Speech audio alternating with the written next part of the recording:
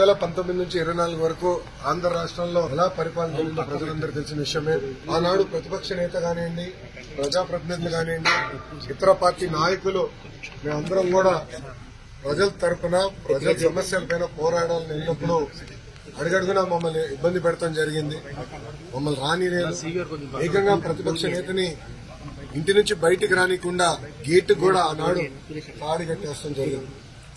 మేము press meet లో గత ప్రభుత్వాన్ని నిలదీస్తే కావాలని మా పైన కేసులు పెడతాం కానివ్వండి, ఏకంగా మా పార్టీ ఆఫీస్ పైన దేవాలయంగా భావించే తెలుగుదేశం పార్టీ కేంద్ర కార్యాలయం పైన దాడి చేశారు, గన్నవరం పార్టీ ఆఫీస్ పైన దాడి చేశారు.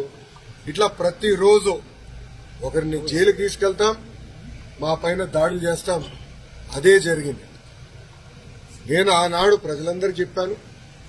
దాదాపు 90 బహిరంగ సభల్లో, యువగలం బహిరంగ సభల్లో ప్రజల ముందల ఎర్రబుక్ చూపించి ఏ అధికారులు వైకాపా నాయకులైతే చట్టాన్ని ఉల్లంఘించి ప్రజల్ని, తెలుగుదేశం పార్టీ కార్యకర్తలు ఇబ్బంది పెట్టారో న్యాయపరంగా వాళ్ళపైన చర్యలు తీసుకుంటా వాళ్ళని వదిలిపెట్టనని ఆనాడు హామీ ఇస్తాం జరిగింది. మొన్న కావాలని ఒక దళితుడిని కిడ్నాప్ చేసి కేసు విత్డ్రా చేయించారు ఇక్కడున్న మాజీ శాసనసభ్యుడు. ఆ కిడ్నాప్ కేసే ఈరోజు, ఆ కిడ్నాప్ వల్లనే ఈరోజు ఆయన జైలుకి వెళ్లే పరిస్థితి. అన్ని వాస్తవాలు బయటకు వస్తాయి. మాకు దాంట్లో ఎలాంటి సందేహం లేదు. న్యాయబద్ధంగా అన్ని చర్యలు మేము తీసుకుంటాం. 11వ తారీఖున ఆ సత్యవర్ధన్ మీద, వంశీ మీద ఒక తెలుగుదేశం పార్టీ 5 కంటే ఎక్కువ క్రిమినల్ కేసులు, అంటే పలు క్రిమినల్ కేసుల్లో ముద్దాయిగా ఉన్నటువంటి ఫణికుమార్ అనేటువంటి ఒక తెలుగుదేశం పార్టీ కరడుగట్టిన కార్యకర్తతో ఫిర్యాదు తీసుకుని ఆ ఫిర్యాదు మేరకు కోర్టుల్ని, పోలీసుల్ని తప్పుదోవ పట్టించారని చెప్పని సత్యవర్ధన్ మీద, వంశీ గారి మీద ఎఫ్ఐఆర్ కడతారు. 12వ తారీఖున సత్యవర్ధన్ యొక్క అన్నగారు అనేటువంటి అతనితో మరొక ఫిర్యాదు తీసుకుని కిరణ్ అనే ఆయనతో ఒక ఫిర్యాదు తీసుకుని వంశీ గారి మీద మళ్ళీ కేసు కడతారు. దాంట్లో ఎక్కడా కూడా సత్యవర్ధన్ అన్నగారు అనేటువంటి కిరణ్ ఎక్కడా కూడా ప్రత్యక్ష సాక్షిగా ఫిర్యాదు ఎక్కడా ఉండదు. దాంట్లో మా తమ్ముడు ఇంట్లోంచి బయటికి వెళ్ళాడు, ఎవరో చూశారంట, ఎవరో ఎక్కించుకెళ్లారంట, బహుశా జడ్జి గారి దగ్గరికి తీసుకెళ్లి ఉండొచ్చు, జడ్జి గారి దగ్గర ఈ రకమైన స్టేట్మెంట్ ఇప్పించి ఉండొచ్చు, వంశీ అని అతను బలవంతం చేసి ఉండొచ్చు అని ఉండొచ్చు అంట ఊహాజనితమైనటువంటి ఫిర్యాదుతో నాన్ బెయిలబుల్ సెక్షన్లు అన్నీ పెడతారు. కానీ ఆ ఫిర్యాదు మేరకు ఆ సెక్షన్లు వర్తిస్తాయా అంటే పొరపాటును కూడా వర్తించవు. అంటే ఒక తప్పుడు కేసు బనాయిస్తారు. మళ్ళీ దాంట్లో సాక్ష్యం ఎవడయా అంటే 11వ తారీఖు సత్యవర్ధన్ వంశీ మీద ఫిర్యాదు ఎవడు చేశాడో వాడే వాళ్ళ అన్నయ్య పెట్టిన, కిరణ్ పెట్టినటువంటి వంశీ మీద పెట్టినటువంటి అతని సాక్ష్యం. అంటే ఎంత కొల్యూడెడ్ కేసు ఇది. అంటే ఎంత, అంటే ఇంజనీరింగ్ ఎట్లా అయితే ఒక బిల్డింగ్ కట్టినట్టు ఒక తప్పుడు కేసు ఎలా కట్టారనేది. కానీ ఎఫ్ఐఆర్లో వచ్చిన సెక్షన్లు ఇవి కూడా సత్యవర్ధన్ అన్న ఇచ్చినటువంటి ఫిర్యాదులో ఏ కంటెంట్ ఉండదు. కానీ వంశీ గారు అరెస్ట్ అయిపోయిన తర్వాత, కోర్టుకు రిమాండ్కి పెట్టిన తర్వాత ఆ రాత్రికి సత్యవర్ధన్ చెప్పాడనే పేరు మీద, సత్యవర్ధన్ చెప్పాడో లేదో, వాళ్ళ దగ్గర ఉన్నాడో లేదో కూడా తెలీదు, సత్యవర్ధన్ చెప్పాడనే పేరు మీద పోలీసులు ఒక స్టేట్మెంట్ రికార్డ్ చేసుకుని ఆ సెక్షన్లకు సరిపడా ఇతను చెప్పినట్టుగా, సత్యవర్ధన్ చెప్పినట్టుగా ఫిర్యాదు తీసుకొస్తారు. ఎంతకన్నా తప్పుడు అభియోగం, తప్పుడు కేసు. అలాగే వంశీ గారిని రిమాండ్కి పెట్టేప్పుడు కూడా మన ఎస్సీ ఎస్టీ కేసు పెట్టారు, నమోదు చేశారు. వంశీ గారిని అరెస్ట్ చేసేప్పుడు ఎక్కడికి తీసుకెళ్ళాలి? రిమాండ్కి, ఎస్సీ ఎస్టీ కోర్టుకు తీసుకెళ్ళాలి.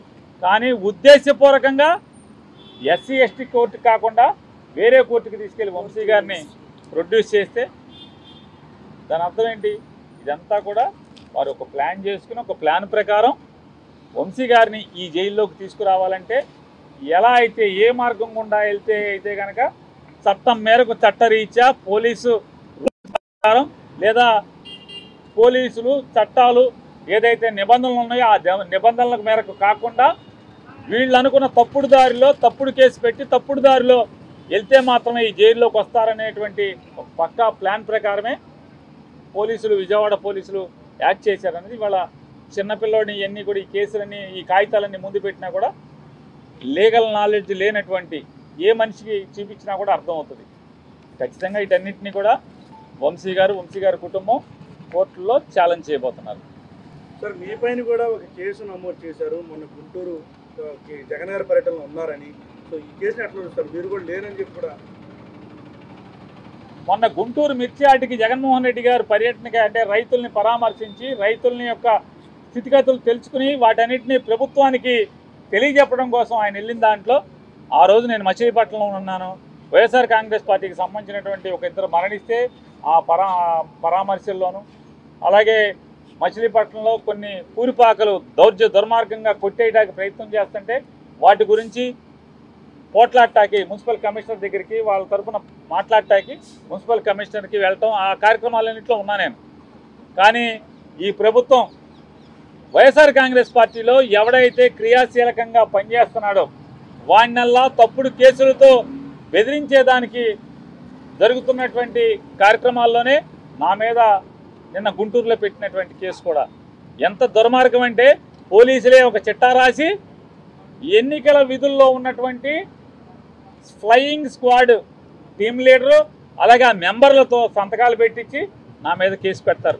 నేను ఈరోజు డీజీపీ గారికి కూడా ఒక మెయిల్ ద్వారా ఒక ఉత్తరాన్ని పెట్టాను.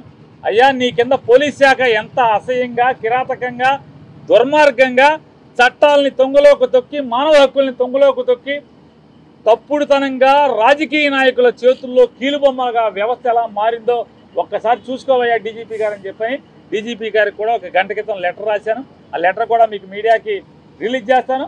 ఖచ్చితంగా నేను ఆ ఫిర్యాదు చేసినటువంటి ఎన్నికల పర్యవేక్షణ విధుల్లో ఉన్నటువంటి అధికారులని ఖచ్చితంగా కోర్టులో నేను వారి మీద పిటిషన్ వేయబోతున్నాను. ఖచ్చితంగా నాకు జరిగినటువంటి అవమానం లేదా నాకు జరిగినటువంటి మానసిక హింస ఖచ్చితంగా వాళ్ళని జవాబు చెప్పేదాకా కూడా వారిని వెంటపడటం అనేది జరుగుద్దని కూడా మీ ద్వారా చెప్తూ, ఇదొకటే కాదు, మచిలీపట్నంలో 50 మున్సిపల్ డివిజన్లో ఉన్నటువంటి కార్పొరేటర్లు కానీ వైఎస్ఆర్ కాంగ్రెస్ పార్టీ నాయకులు కానీ వాళ్ళ భార్యలు కొడుకులు కూతురులు మొత్తం ఫోన్ నెంబర్లన్నీ కలెక్ట్ చేస్తున్నారు. అలాగే మచిలీపట్నం మండలంలో ఉన్నటువంటి వైఎస్ఆర్ కాంగ్రెస్ పార్టీ సర్పంచులు అట్లాగే గ్రామస్థాయి నాయకులు బ్యాంక్ ప్రెసిడెంట్లు అందరూ కూడా వాళ్ళ భార్యలు ఫోన్ నెంబర్లు ఎందుకు పోలీసులకి అంటే పార్టీలో తిరిగితే కనుక నీ మొగుడిని లోపలేస్తాం లేదా మీ నాన్న లోపలేస్తామని చెప్పని వాళ్ళ కుటుంబ సభ్యులను కూడా ఫోన్లు చేసి బెదిరిస్తాకి లేదా ఇప్పటికే మా ఫోన్లన్నీ కూడా ఎవరో చంద్రబాబు గారు చుట్టం అంట ప్రకాష్ ఏదో ఉంది ఆయన పేరు, రమేష్ హాస్పిటల్ దగ్గర ఆఫీస్ పెట్టారు. ఒక 17 మంది కానిస్టేబుల్స్కి జీతం కాకుండా మరొక ₹1,00,000 నెల క్యాష్ ఇస్తున్నారు. ఇవన్నీ కూడా టీడీపీ వాళ్ళు చెప్తున్నారు. మీ ఫోన్లన్నీ కూడా రికార్డ్ అవుతున్నాయి. పేరు నాని ఫోన్ ప్రతిదీ కూడా మొత్తం రికార్డ్ అవుతుంది, మొత్తం వింటున్నారు. ఇట్లా పేరు నానితో పాటుగా వైఎస్ఆర్ కాంగ్రెస్ పార్టీలో క్రియాశీలకంగా ఉన్న ప్రతి ఒక్కరి ఫోన్లన్నీ కూడా రికార్డ్ చేస్తున్నారు. అదొక్కటే కాకుండా ఇవాళ మచిలీపట్నంలో మొత్తం కార్పొరేటర్లు కానీ గ్రామస్థాయి నాయకులు కానీ వాళ్ళ ఫోన్లు వాళ్ళ భార్యల పిల్లల ఫోన్ నెంబర్లని కూడా ఎస్పీ ఆదేశాల మేరకు కృష్ణా జిల్లా ఎస్పీ ఆదేశాల మేరకు పోలీసులు కలెక్ట్ చేస్తున్నారంటే అంటే వాళ్ళని బెదిరించడాకా లేదా వాళ్ళ ఫోన్లన్నీ కూడా రికార్డ్ చేస్తాక అనేది మాకు అర్థమవుతుంది. ఖచ్చితంగా మీరు ఇవాళ ఎన్ని తప్పుడు పనులు చేసినా మీరందరూ దోషులుగా చట్టం ముందుకు తేయబడేదానికి ఒక రోజు వస్తుంది. అది మరొక 4 సంవత్సరాల్లో వస్తుంది అనుకుంటాం. ఖచ్చితంగా అందరూ ఫేస్ చేయాలి మాత్రం గుర్తుపెట్టుకోమని.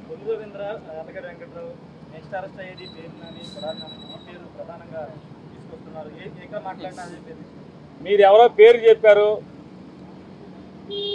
అతను మంత్రి పదవి హోదా ఎలగబెడతాకి తప్పితే ప్రజాసేవకు కానీ మా ఊరు బాగు చేయటానికి కానీ రాష్ట్రాన్ని బాగు చేయటానికి కానీ ఎందుకు పనికి రాకుండా కేవలం లోకేష్ దగ్గర రాలిపడిన గింజలు ఏరుకుంటాకి మూటలకు అప్పచెపితే ఆ మూటల్లో రాలిపడిన నోటుల్ని జేబులో కుక్కుని సంతోషపడటానికి తప్పితే మరొక దానికి పనికిరాని మనిషి.